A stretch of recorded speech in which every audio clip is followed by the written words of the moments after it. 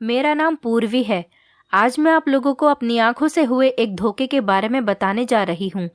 मेरी आंखों का ये धोखा मेरी जिंदगी की सबसे बड़ी गलती बन गया था। मेरी नंद मोहिनी बहुत शरीफ थी और बहुत सीधी सादी लड़की थी। जब भी उसका कोई रिश्ता आता तो वो बहुत खुश होती थी। जब लड़के वाले उसे देखने के लिए आते तो वो फटे पुराने से कपड़े पहनकर और अजीब सी हालत बनाकर लड़के वालों के सामने आ जाती थी। इस बार जो उसका रिश्ता आया था, लड़के ने उसे देखते ही पसंद कर लिया था और जैसे ही मेरी नंद की शादी हुई, ये देखकर मेरे पैरों तले से जमीन निकल गई कि उसका पति तो एक भिखारी था। ये बात तब की है जब मेरी शादी नहीं हुई थी। मैंने अपने पूरे कॉलेज में टॉप किया था और मम्मी पापा से वादे के मुताबिक अगर मैंने टॉप किया तो मेरे पापा मेरा एडमिशन यूनिवर्सिटी में करवा देंगे। और इसी खुशी की वजह से मेरे पाँव ज़मीन पर नहीं टिक रहे थे। कॉलेज से आते ही मुझे बस अपने पापा का बड़ी बेसब्री से इंतज़ार था कि कब वो अपनी दुकान से वापस आएंगे और मैं उनको ये गुड न्यूज़ सुनाऊंगी। अभी मैं अपनी मम्मी के पास बैठी हुई थी और यही सोच रही थी। थोड़ी देर बाद ही मेरे पापा काम से लौट आए। मैं अपने पापा की लाडली थी और उनकी छोटी बेटी थी। मेरे 2 भाई थे और मेरी 2 बहनें जिनकी शादी हो चुकी थी। एक बड़े भैया की भी शादी हो चुकी थी। अभी एक छोटे भैया और मैं, हम 2 भाई बहन कुंवारे थे। मेरे पापा मुझसे बहुत प्यार किया करते थे। जैसे ही मैं अपने कमरे से निकलकर नीचे हॉल में पहुंची तो ये देखकर हैरान रह गई थी कि मेरे पापा नहीं बल्कि मेरे भैया आए थे, जिनकी आवाज़ को मैं पापा समझ रही थी। मैंने भैया से कुछ नहीं कहा और खामोश रही। मेरे भैया समझ गए थे कि मैं अपने पापा का इंतज़ार कर रही हूँ, इसलिए वो अपनी मुस्कुराहट छुपाते हुए दरवाज़ा बंद करके मम्मी के कमरे की तरफ चले गए थे और मुझसे चाय बनाने को कहकर गए थे। तो मैं उनके लिए चाय बनाने किचन में चली गई। जब चाय लेकर मैं मम्मी के कमरे में गई तो भैया से पापा के बारे में पूछने लगी। उन्होंने मुझे कुछ नहीं बताया। मेरे कई बार पूछने पर भी वो मेरे साथ मजाक कर रहे थे और मुझे पापा के बारे में नहीं बता रहे थे। फिर मुझे गुस्सा आ गया और मैंने गुस्से में आकर उनसे पापा के बारे में पूछा, भैया आप क्यों मजाक कर रहे हो? बताते क्यों नहीं हो? पापा कहाँ हैं? और इतनी देर हो गई है, पापा अभी तक घर क्यों नहीं आए?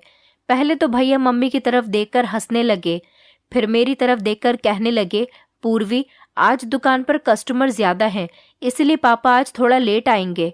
जाओ तुम खाना खाकर सो जाओ, तुम्हें नींद आ रही होगी। भैया ने ये बात इतने सीरियस होकर कही थी कि ना चाहते हुए भी मुझे उनकी बात पर यकीन करना पड़ गया था। और फिर मैं ऊपर अपने कमरे की तरफ जाने लगी थी कि फिर मैंने सोचा कि इतनी जल्दी मुझे नींद नहीं आएगी, इसलिए मैं दोबारा जाकर मम्मी के कमरे में भैया और मम्मी के पास बैठ गई। मम्मी और भैया मुझे हैरान नज़रों से देखने लगे। कहने लगे, क्या हुआ? सो जाओ जाकर, तुम्हें अभी तक नींद नहीं आ रही? मैंने तुमसे कहा तो है पापा आज लेट आएंगे। मैंने भैया से कहा कि कोई बात नहीं, मुझे इतनी जल्दी नींद नहीं आती, मैं आप लोगों के साथ बैठकर यहाँ पर पापा का इंतज़ार कर लेती हूँ। इतनी ही देर में दरवाजे की बेल बजने लगी। मैं फौरन ही भागकर दरवाज़ा खोलने के लिए चली गई। दरवाज़ा खोलते ही मेरे पापा मुस्कुरा रहे थे और मुझे देख रहे थे। मैं उनको देखकर खुश हो गई और फौरन उनके गले से लग गई। वो भी मुझे देखकर हंस रहे थे, जैसे उन्हें पता हो कि मैं उनके इंतज़ार में थी और मैं ही दरवाज़ा खोलने वाली हूँ।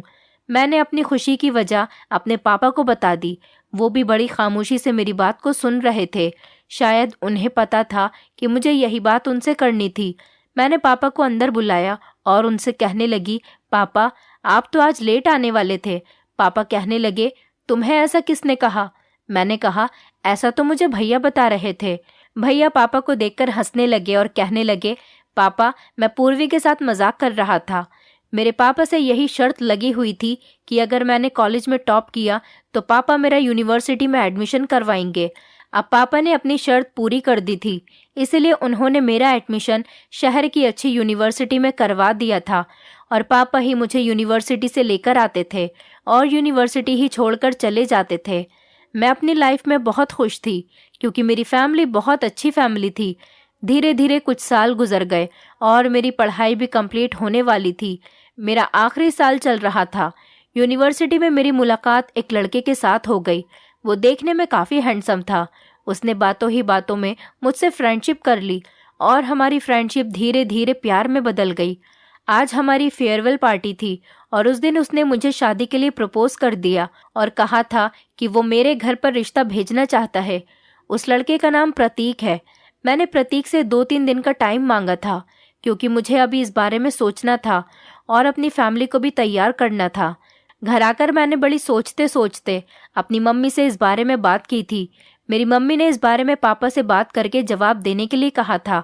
सारी रात बेचैनी की वजह से मुझे नींद नहीं आई थी कि न जाने मेरे पापा मेरे बारे में क्या सोचेंगे, इसलिए मैं अपने कमरे से भी बाहर नहीं निकली थी। पापा और भैया मेरे कमरे में आ गए और मुझे बड़ी हैरानी की नज़रों से देखने लगे। कभी ऐसा नहीं हुआ था कि मैं सुबह उठते ही अपने पापा से नहीं मिलती थी, तो आज कैसे अपने कमरे से बाहर नहीं निकली थी। पापा मेरा इंतज़ार करते करते मेरे कमरे में आ गए थे क्योंकि उन्हें सुबह 10 बजे तक अपनी इलेक्ट्रॉनिक शॉप पर भी जाना होता था।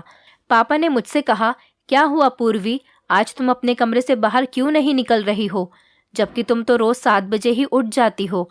पापा और भैया के पीछे पीछे मम्मी भी मेरे कमरे में आ गई थी। मुझे लगा कि शायद मम्मी ने पापा को इस बारे में कुछ नहीं बताया, तो मैंने हैरान होते हुए मम्मी की तरफ देखा। पापा कहने लगे कि तुम्हारी मम्मी ने मुझे सब कुछ बता दिया है। मैंने पापा से कहा, मेरी आपको फेस करने की हिम्मत नहीं हो रही थी। पापा ने कहा, ये कोई गलत बात नहीं है बेटी, तुमने हमें अपनी पसंद के बारे में बताया, ये तो अच्छी बात है। बच्चों को गलत कदम नहीं उठाना चाहिए, बल्कि अपनी पसंद के बारे में अपने पेरेंट्स को पहले ही बता देना चाहिए। तुम उस लड़के को कॉल करो और उससे कहो कि इस संडे को अपनी फैमिली को हमारे घर तुम्हारा रिश्ता लेकर भेज दें। मैं इस बात पर बहुत खुश हुई थी और झट से अपने पापा को गले लगा लिया था और प्रतीक की फैमिली ने भी मुझे बहुत पसंद कर लिया था। दोनों फैमिली की रजामंदी से हम दोनों की शादी हो गई थी। मेरी ससुराल में मेरी सास थी। मेरे पति के पापा की डेथ 2 साल पहले ही हो चुकी थी। प्रतीक की एक जवान बहन भी थी जो बहुत ज़्यादा खूबसूरत थी और पढ़ी लिखी थी। प्रतीक की माँ बीमार रहती थी, जबकि प्रतीक की बहन मोहिनी शादी के बाद मेरी बहुत अच्छी फ्रेंड बन गई थी। मेरे पति की फैमिली भी बहुत अच्छी थी। मेरी सास हमेशा मुझे दुआएं देती थी और नंद हमेशा हंसी मजाक करती रहती थी। मेरी सास और नंद बिल्कुल भी बुरी नहीं थी, बल्कि मैं तो कहती हूँ कि जैसी मेरी सास और नंद हैं, भगवान ऐसी नंद और सास सबको दे। मेरी सास ने हमेशा मुझे अपनी बेटी की तरह समझा और मेरी नंद ने मुझे हमेशा अपनी बड़ी बहन समझा था। मेरी नंद बहुत शरीफ लड़की थी। वो हमेशा से ही अपने भाई के साथ ही कॉलेज जाती थी और उसके साथ ही कॉलेज से वापस आती थी। वो घर से भी ज़्यादा नहीं निकलती थी और मोबाइल भी इस्तेमाल नहीं करती थी। वो हमेशा घर के कामों में लगी रहती थी या फिर अपनी पढ़ाई में बिजी रहती थी। मैंने उसके अंदर कभी कोई गलत हरकत नहीं देखी थी। वो बहुत ही अच्छी, सुलझी और समझदार लड़की थी। उसकी पढ़ाई कंप्लीट होने वाली थी। मेरे पति को उसकी शादी की फिक्र हो गई थी, लेकिन अभी हमने उसकी शादी के बारे में सोचा ही नहीं था कि मेरी सास की अचानक तबीयत खराब हुई और वो इस दुनिया को छोड़कर चली गई। ये सदमा हमारे दिल के लिए बहुत बड़ा सदमा था, लेकिन मेरी सास की ख्वाहिश थी कि वो अपनी बेटी की शादी जल्द से जल्द करना चाहती थी। मेरे पति ने अपनी माँ की ये ख्वाहिश पूरी करने के लिए उनकी मौत के 1 महीने बाद ही अपनी बहन के लिए रिश्ता तलाश करना शुरू कर दिया। मैं और मेरे पति आजकल अपनी नंद के लिए रिश्ते ढूंढ रहे थे। मेरी नंद के लिए जो भी रिश्ता आता वो घबरा जाती थी। वो बहुत सीधी थी। उसने कभी दुनिया की लड़कियों जैसा फैशन भी नहीं किया था। यहाँ तक कि वो मेकअप करना भी नहीं जानती थी। वो सिंपल ही लड़के वालों के सामने बैठ जाती थी और बहुत ही पुराने कपड़े पहन लेती थी और ऐसी हालत में उसकी खूबसूरती कहीं छुप जाती थी और फिर लड़के वाले उसको रिजेक्ट करके चले जाते थे। मगर इस बार जो उसका रिश्ता आया था, लड़के ने देखते ही मेरी नंद को पसंद कर लिया था और हमारे घर में शादी की तैयारी शुरू हो गई थी। हमें भी लड़का और उसकी फैमिली पसंद थी और किसी तरह से मेरी नंद की शादी हो गई थी और मेरे पति अपनी जिम्मेदारी से फ्री हो गए थे और वो अपनी ससुराल में बहुत खुश रहती थी। एक दिन मैं मंदिर गई थी तो मंदिर की सीढ़ियों पर अपनी नंद के पति को देखकर मेरे पैरों तले से जमीन निकल गई थी। वो मंदिर की सीढ़ियों पर खड़ा हुआ लोगों से भीख मांग रहा था और आते जाते लोग उनको पैसे दे रहे थे और मेरी नंद का पति बड़ी खुशी और सुकून के साथ लोगों से भीख मांग रहा था। कोई भी देखने वाला उनको भिखारी ही बता सकता था। मैं सड़क पार करके मंदिर की तरफ बढ़ ही रही थी कि अचानक मेरे मोबाइल पर मेरे पति की कॉल आ गई। उन्होंने मुझसे कहा कि जल्दी घर आ जाओ, घर पर मेहमान आए हैं। कॉल से ध्यान हटाकर मैं सीधा पहले अपनी नंद के पति की तरफ जाने लगी, जो मंदिर की सीढ़ियों पर बैठे हुए हमारी इज्जत नीलाम कर रहे थे। मैं बहुत गुस्से में उनकी तरफ जा रही थी, लेकिन मेरे जाने से पहले ही वो वहां से जा चुका था। मैं रिक्शा करके जल्दी से अपने घर की तरफ चली गई। मैं जल्द से जल्द घर पहुंचना चाहती थी ताकि इस बारे में प्रतीक से बात कर सकूं। यही सोचते हुए मैं घर पहुंची तो घर के अंदर से मेरे पति के हंसने की आवाज़ें आ रही थी। इसका मतलब था कि घर पर मेहमान आ चुके हैं। तो मैं जल्दी से अपने कमरे की तरफ गई और अपना हुलिया ठीक करके मेहमानों के पास चली गई। लेकिन वहां मौजूद मेहमान को देखकर मेरे पैरों तले से ज़मीन निकल गई थी, क्योंकि वहां पर कोई और नहीं, मेरी नंद का पति मेरे पति से बातें करने में बहुत बिजी था। मुझे देखकर हमेशा की तरह उसने इज्जत के साथ मुझे नमस्कार किया और वहां पर मेरी नंद भी मौजूद थी। वो भी मुझे देखते ही खड़े होकर मुझे गले लग गई, जबकि मैं अभी तक शॉक्ड में खड़ी हुई थी, क्योंकि अभी कुछ देर पहले ही मैंने अपनी नंद के पति को भिखारी के रूप में देखा था, जबकि वही मेरा नंदोई अच्छे होलियों में मेरे सामने बैठा हुआ था। हमेशा की तरह बहुत अच्छे और इज्जत के तरीके से वो हम लोगों से बात कर रहा था, और मेरी नंद के चेहरे की खुशी देखकर भी नहीं लगता था कि उसका पति भिखारी हो सकता है। अपना बड़ा सा बंगला, बड़ी सी कार और बहुत सारे सोने के जेवरात पहने हुए उसे देखकर नहीं लगता था कि वो अपने ससुराल में खुश नहीं है। लेकिन मैं उस इंसान की शक्ल को नहीं भूल पा रही थी जिसको मैंने मंदिर की सीढ़ियों पर बैठे हुए देखा था। मेरी कुछ भी समझ में नहीं आ रहा था कि मैंने किसको देखा था। मैं ऐसी हालत में थी कि मैं कुछ बोल ही नहीं पा रही थी। मेरे पति को लगा कि शायद मेरी तबीयत ठीक नहीं है, इसीलिए मैं खामोश हूँ। मेरी नंद और उसके पति को हमारे घर आए हुए 2 घंटे हो गए थे, लेकिन मैं अभी तक कन्फ्यूज़न से नहीं निकल पा रही थी। कभी कभी तो मेरे दिमाग में ये ख्याल आ रहा था कि कहीं वो मेरे नंदोई का जुड़वा तो नहीं। मेरी नंद के घर से जाते ही मैंने अपने पति को सारी बात बता दी। वो मेरी बात सुनकर मुझे देखकर खूब हंसने लगे, जबकि मैं बड़ी हैरानी से उनकी तरफ देख रही थी, क्योंकि वो मेरी बात से साफ इनकार कर रहे थे। मेरे पति ने कहा कि तुम्हें कोई वहम हुआ होगा, और मैं भी इस बात को अपना वहम समझकर भूल गई थी। इसी तरह से दिन गुजरते चले गए। दिन अच्छे तरीके से गुजर रहे थे, किसी चीज़ की कोई परेशानी नहीं थी। मैं अपने पति के साथ बहुत खुश थी और मेरी नंद भी अपने ससुराल में बहुत खुश थी। लेकिन 1 साल बाद ये कहानी फिर से दोहराई गई। मेरी नंद और उसके पति की एनिवर्सरी थी और उसने हमें इनवाइट किया था। मैं शॉपिंग करने के लिए मार्केट गई थी ताकि अपनी नंद के लिए गिफ्ट ला सकूं, और घर वापस लौटने से पहले मैंने ड्राइवर से मंदिर की तरफ जाने के लिए कहा। मैं रोज़ प्रार्थना करने के लिए मंदिर जाती थी, क्योंकि मेरी शादी को काफ़ी टाइम हो गया था। अभी तक मेरे पास कोई औलाद नहीं थी। मैं आज मंदिर में भिखारियों को खाना बांटने के लिए गई थी। वहाँ पर सारे भिखारी लाइन में बैठे हुए थे और मैं उन सबको अपने हाथों से खाना दे रही थी, और साथ साथ अपनी औलाद की खुशी देखने के लिए भी प्रार्थना करने के लिए कह रही थी। लेकिन जब मैं आखिर में एक भिखारी को खाने की प्लेट देने लगी तो वो भिखारी मेरी नंद का पति था। इससे पहले मैं उनसे कुछ कहती, पीछे से किसी ने मेरे कंधे पर हाथ रखा। मैंने जैसे ही पलटकर देखा, वो मेरी कॉलेज की फ्रेंड थी।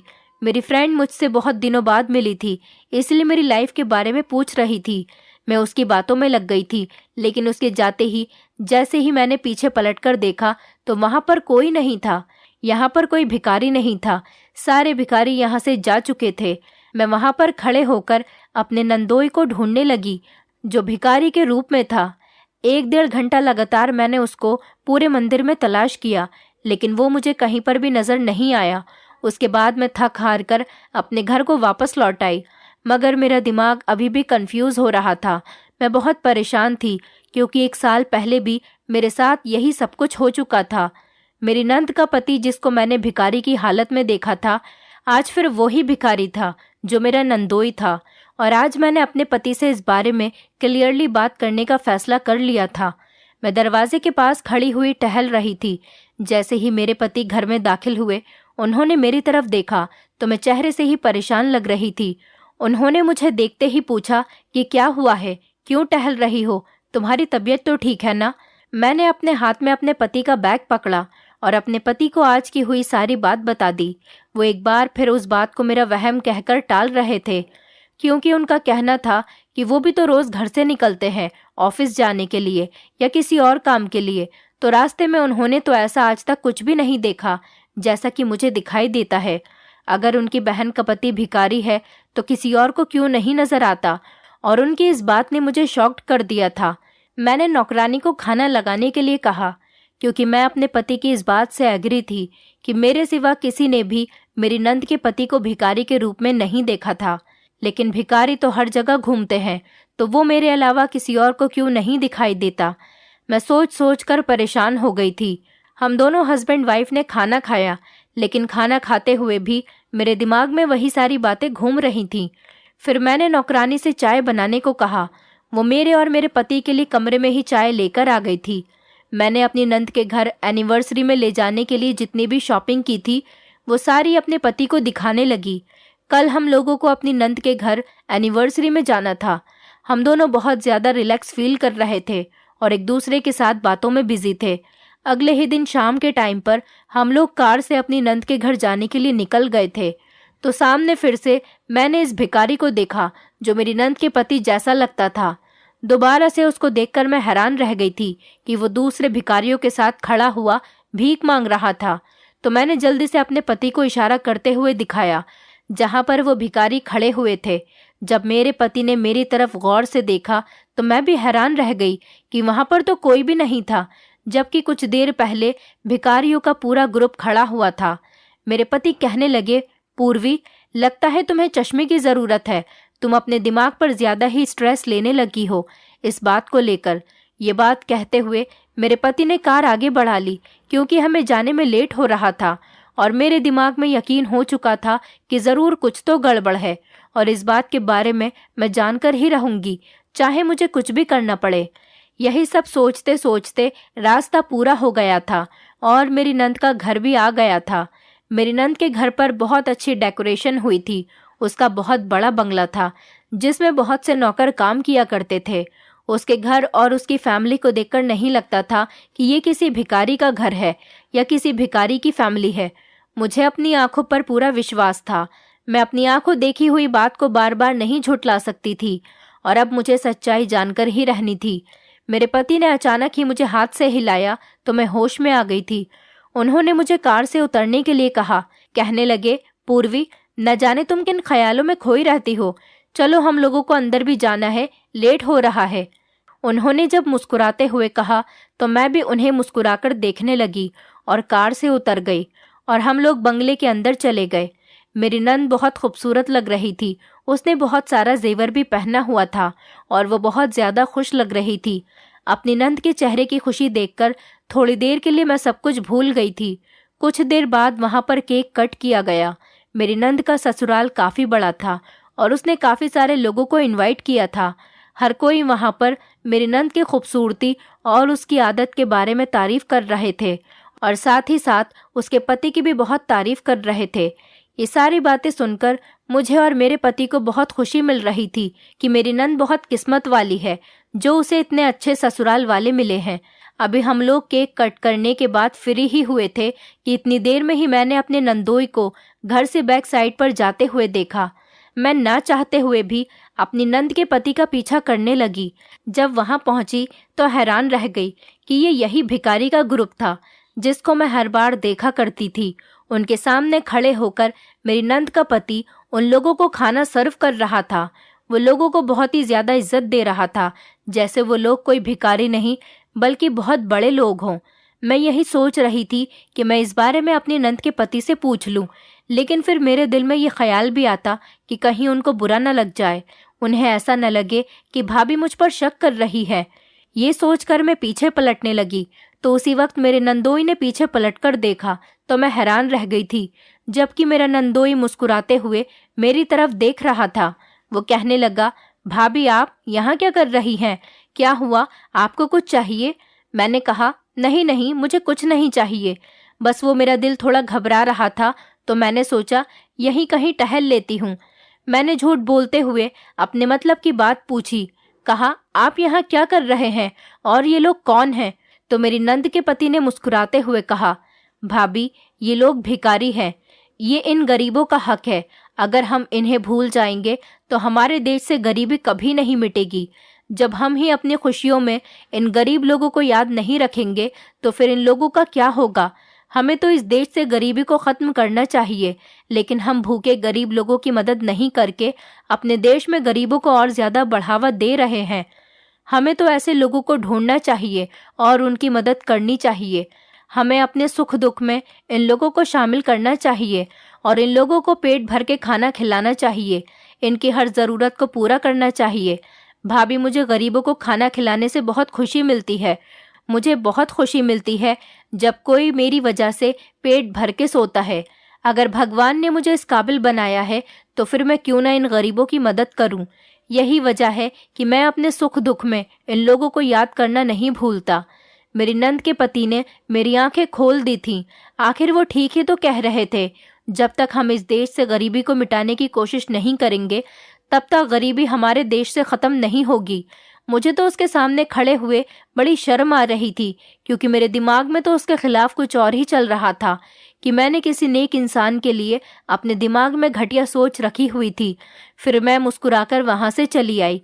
मेरी तबीयत ही अचानक ही बिगड़ने लगी थी। मेरा दिल घबरा रहा था और मुझे कमजोरी सी महसूस हो रही थी, और थोड़ी देर बाद ही मैं बेहोश हो गई। तो सब मेरी फिक्र में पागल होने लगे। मेरी नंद के पति ने जल्दी से फ़ोन करके डॉक्टर को बुलाया, जबकि मेरी नंद और उसकी नंदे भी मेरे हाथ पैर सहला रही थीं और मेरे पति टेंशन से इधर उधर टहल रहे थे। जब डॉक्टर आए और उन्होंने मेरा चेकअप किया तो उन्होंने एक ऐसी खबर सुनाई कि जिसे सुनकर जितने भी लोग वहां पर टेंशन में थे, सबके होठों पर मुस्कुराहट आ गई थी। डॉक्टर ने बताया कि मैं प्रेग्नेंट हूँ। ये सुनकर मेरे पति भी बहुत ज़्यादा खुश हो रहे थे, लेकिन साथ ही साथ डॉक्टर ने ब्लड प्रेशर लो भी बताया और मुझे आराम करने के लिए कहा। डॉक्टर ने मुझे ज़्यादा से ज़्यादा आराम करने के लिए कहा था और मुझे नींद पूरी करने के लिए कहा था।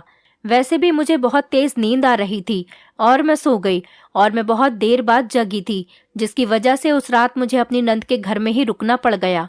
उस रात मेरी नंद और उसके ससुराल वालों ने हमारी खूब खातिर की थी। काफ़ी टाइम तक तो सब लोग आपस में बातें करते रहे और उसके बाद अपने अपने कमरों में सोने के लिए चले गए। रात के 3:30 बज रहे थे जब मेरी प्यास की वजह से आंख खुली तो मैंने इधर उधर देखा और मैं जगह को पहचानने की कोशिश कर रही थी, क्योंकि मेरे सर में बहुत दर्द हो रहा था और मुझे कुछ ठीक से याद नहीं आ रहा था।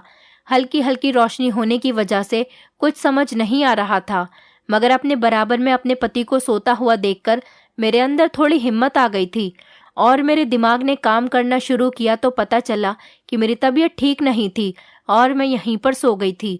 और उस टाइम मैं अपने घर नहीं बल्कि अपनी नंद के घर पर हूँ।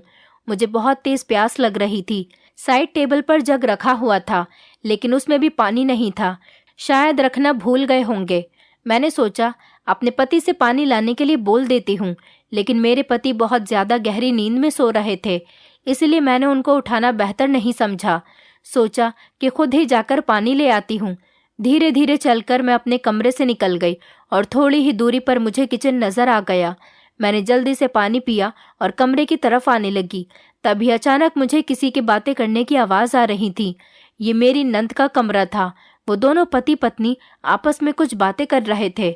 मेरी नंद अपने पति से कुछ कह रही थी, लेकिन मुझे ठीक से कुछ सुनाई नहीं दे रहा था। तो मैंने थोड़ा सा आगे बढ़कर उनकी बातें सुनने की कोशिश की।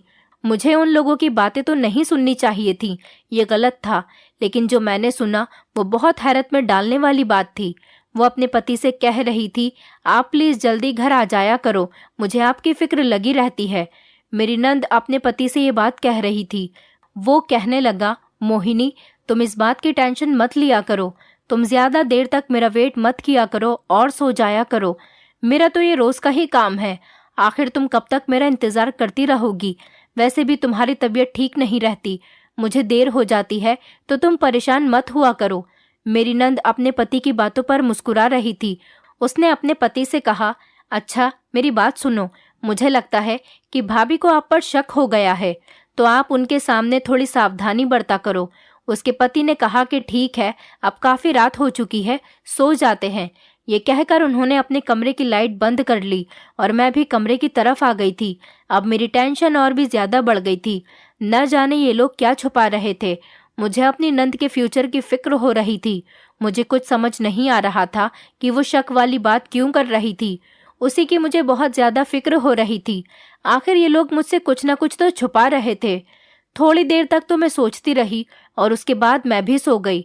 सुबह हम सब लोग एक साथ बैठकर नाश्ता कर रहे थे। मैं बड़ी गौर से अपने नंदोई की तरफ देख रही थी और उसकी बातें नोटिस करने की कोशिश कर रही थी। तभी अचानक मेरे पति ने कहा कि पूर्वी, तुम्हें अब अपने खाने पीने का बहुत ज्यादा ध्यान रखना है। मैं अपने पति की बात पर मुस्कुरा दी थी, लेकिन मुझे कुछ खाने का मन नहीं कर रहा था। लेकिन सबके कहने के मुताबिक मैं फिर भी थोड़ा बहुत खा रही थी। नाश्ते के बाद मेरे पति ने मुझसे घर चलने के लिए कहा, जबकि मुझे यहाँ पर रुककर सच्चाई का पता लगाना था और मैं यहाँ पर रुकना चाहती थी, लेकिन मेरे दिमाग में यहाँ पर रुकने के लिए कोई बहाना समझ नहीं आ रहा था। लेकिन अचानक मेरी नंद बोल पड़ी और मेरे पति से कहने लगी, आज रात तक और भाभी को यहाँ पर रुकने दीजिए। अब तो आप घर जाते ही ऑफिस चले जाओगे तो भाभी घर पर अकेली रह जाएंगी। आप भाभी को यहीं रहने दो। रात को जब आप ऑफिस से घर जाओगे तो भाभी को लेते चले जाना। मेरी हालत देखते हुए मेरे पति इस बात पर एग्री हो गए और मैं अपनी नंद के घर पर रात तक के लिए और रुक गई थी। मेरी नंद की नंदे और जेठानियां भी वहां पर रुकी हुई थी। मेरी नंद का पति अपने सब भाई बहन से छोटा था और अपनी पूरी फैमिली का लाडला था। मेरी नंद मुझे आराम करने के लिए कमरे में ले गई। मेरी नंद मुझे कमरे में छोड़कर आराम करने का कहकर खुद बाहर चली गई। मुझे बड़ी टेंशन हो रही थी कि मैं किस तरह से सच्चाई का पता लगा सकूं, क्योंकि मेरे पास सिर्फ रात तक का ही टाइम था। लेकिन सुबह के 11 बज रहे थे। मैंने आखिरी बार अपने नंदोई को सुबह के 8 बजे नाश्ते की टेबल पर देखा था और अभी तक वो मुझे कहीं दिखाई नहीं दिया था। और यही बात मुझे बड़ा परेशान कर रही थी कि आखिर वो कहाँ पर है। यही सब सोचते हुए मैं बेड से उतरकर टहल रही थी और मैं खिड़की में खड़ी हो गई। मुझे मेरा नंदोई घर के बैक साइड की तरफ दिख रहा था और साथ में उनके साथ वही भिखारी ग्रुप भी मौजूद था। मगर आज उन लोगों ने अच्छे कपड़े पहने हुए थे और वो लोग एक कमरे के अंदर चले गए और मुझे कुछ गलत होने का एहसास हो रहा था और मैं चुपचाप खड़े हुए वहां से सब कुछ देख रही थी। कुछ देर बाद जब वो लोग कमरे से बाहर निकले तो मेरे पैरों तले से जमीन निकल गई। जब वो लोग बाहर निकले तो भिखारी के कपड़े पहने हुए थे और सब लोग लाइन से खड़े थे, लेकिन मेरा नंदोई उन लोगों को कुछ समझा रहा था। ऐसा लग रहा था जैसे वो उन लोगों को किसी चीज की ट्रेनिंग दे रहा था। मैं बहुत कंफ्यूज थी कि आखिर ये सब कुछ क्या हो रहा था। वो उन्हें किसी परफेक्ट ट्रेनर की तरह समझा रहा था और वो उसकी बात मान रहे थे। दूर होने की वजह से ज्यादा समझ में कोई बात नहीं आ रही थी। अब मेरा नंदोई हाथ में मैप लेकर उन्हें कुछ समझा रहा था। वो शायद उनका काम करने का तरीका समझा रहा था। लगभग आधा घंटा मेरे नंदोई ने उन्हें ट्रेनिंग दी, जबकि मुझे उस पर बहुत ही गुस्सा आ रहा था और दिल कर रहा था कि अभी उसकी सारी सच्चाई सबके सामने खोल दूं, जो अमीर और जवान होने के बावजूद भी लोगों को लूट रहा था। वो लोग अपने अपने हुलिये बदलकर दूसरे दरवाजे से निकलकर बड़ी वैन में बैठकर चले गए, तो मैं भी वहां से हट गई और बेड पर आकर लेट गई। इतना सब कुछ देखने के बाद मेरे सर में दर्द और भी ज्यादा होने लगा था। मुझे हैरत इस बात पर हो रही थी कि मेरी नंद अपने पति का कैसे साथ दे सकती है। अभी मैं यही सब सोच रही थी और सोचते सोचते ही सो गई थी। लगभग 1 घंटे तक मैं कमरे में लेटी हुई सोती रही। जब मुझे जोर जोर से रोने की आवाज सुनाई दी तो मेरी आंख खुली और मैं जल्दी से अपने कमरे से बाहर निकली और सामने जो हो रहा था वो देखकर मुझ पर तो आसमान ही टूट पड़ा था, क्योंकि मेरी नंद बेहोश पड़ी हुई थी और सारे घर वाले रो रहे थे। मैं जल्दी से अपनी नंद के करीब गई और उसे होश में लाने की कोशिश करने लगी। मैंने पूछा, ये सब क्या हो रहा है? मोहिनी बेहोश कैसे हो गई? तो उसके ससुराल वालों ने बताया कि जहां पर इसका पति काम करता है वहां की फैक्ट्री में आग लग गई है। ये बात सुनते ही मेरे पैरों तले से जमीन निकल गई थी। कुछ देर पहले हंसी मजाक से भरा घर गम में बदल गया था, जबकि मुझ में तो इतनी हिम्मत भी नहीं थी कि मैं उन्हें बता सकूं कि आपका बेटा फैक्ट्री में काम करने नहीं बल्कि भीख मांगने के लिए गया था। मेरे पति भी ये खबर सुनकर ऑफिस से सीधा मेरी नंद के घर चले आए और अपनी बहन की हालत देखकर उनकी भी हालत नाजुक हो गई। सब लोग बुरी तरह से रो रहे थे, क्योंकि खबर ये मिली थी कि मेरी नंद के पति की डेथ हो गई थी। मेरी नंद का पति सब बहन भाइयों में सबसे छोटा और अपनी माँ का बहुत लाडला था। छोटा होने के बावजूद भी उसके घर वालों का कहना था कि वो बहुत समझदार था। मेरी नंद के ससुराल वालों का भी रो रो कर बुरा हाल था। मेरी नंद अपने ससुराल में बहुत खुश रहती थी। इस बंगले के अलावा और भी उनके काफी सारे घर थे और गांव में जमीन पड़ी हुई थी। सुनने में यही आया था कि मेरी नंद का पति बहुत अच्छी कमाई करता था। हमें रिश्ता करते टाइम तो फैक्ट्री का मैनेजर होने के बारे में बताया गया था और देखने से भी उनकी फैमिली पढ़ी लिखी और समझदार लगती थी और मेरी नंद को भी पलकों पर बिठाकर रखते थे। मगर शायद उसके पति की जिंदगी इतनी ही लिखी थी। वो बेचारी इतनी जल्दी विधवा हो गई थी। रात का टाइम होने वाला था, लेकिन मेरी नंद के पति का अभी तक कोई पता नहीं था। वो कहाँ है, जिंदा भी है या नहीं, क्योंकि लोगों का कहना था कि वो मर गए हैं। मेरी नंद ने रो रो कर अपनी हालत खराब कर ली थी। सब लोग भी बहुत ज्यादा बुरी तरह से रो रहे थे। रात के 10 बज गए थे, लेकिन मेरी नंद के पति का अभी तक कोई पता नहीं चला था कि तभी बाहर से आते हुए लोगों ने सबका ध्यान बटा दिया था। जो सबने देखा वो सब लोग देखते ही रह गए और देखने वालों को अपनी आंखों पर यकीन नहीं आ रहा था, क्योंकि सामने ही मेरी नंद का पति और उसके साथ काफी सारे लोग जो भिखारी बनकर उसके साथ गए थे, वो भी उसके पीछे ही खड़े हुए थे। जबकि हम सब आगे बढ़कर उनको देख रहे थे कि यह हकीकत है या सपना। सबसे पहले मेरी नंद दौड़कर अपने पति के गले लग गई और अपने पति को छू छू कर यकीन करने की कोशिश कर रही थी कि उसके सामने उसका पति ही खड़ा है या फिर ये आंखों का धोखा है। जबकि मेरे नंदोई ने मुस्कुराकर उसे यकीन दिलाने की कोशिश की कि वो उसका अपना पति है। फिर सब लोग मेरे नंदोई के करीब गए और उसका हाल पूछने लगे।